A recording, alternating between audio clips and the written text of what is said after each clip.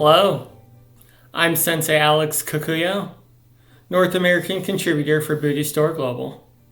Thanks for joining me for this episode of The Ordinary Buddhist. The title of today's Dharma talk is Setting the Table. Before we get into that, please subscribe and hit the notification bell. That way you'll be notified when I post talks in the future. If you wouldn't mind hitting the like button, that'd be great too. When I was a child, it was very important to my mother that I and my siblings learn proper etiquette. What fork to use, how to set the table, back straight, shoulders back, etc. We also had to learn how to set the table. There were all kinds of rules about where the bowls and the spoons and the plates and all kinds of stuff were set, and the order that we used various utensils to eat our meals. Turns out the salad fork is very different from the dinner fork.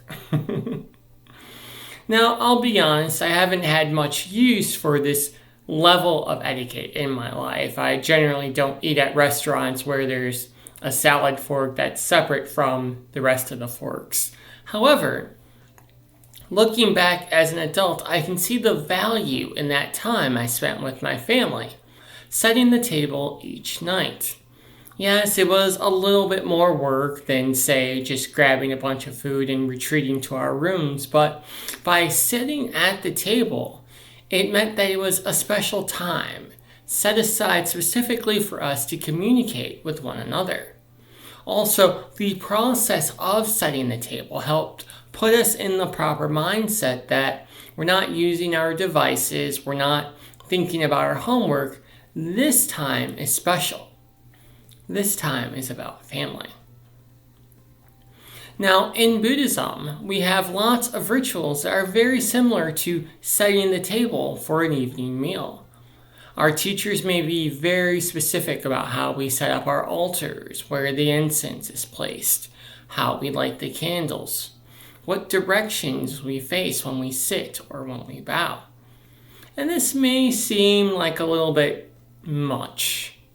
Of course, we can just sit down on our cushions and meditate without any fuss. We don't need to follow 50,000 directions just to light the candles. However, the process of setting the table through the process of Buddhist ritual puts us in the mindset that now we're doing something different. This moment is specifically set aside for our spiritual practice, so that we can commune with the Buddha and with other members of our community. When we do this, when we take the time to set the table of our spiritual practice, we take one step closer to enlightenment and make the path easier for those who come after us. Amitabha.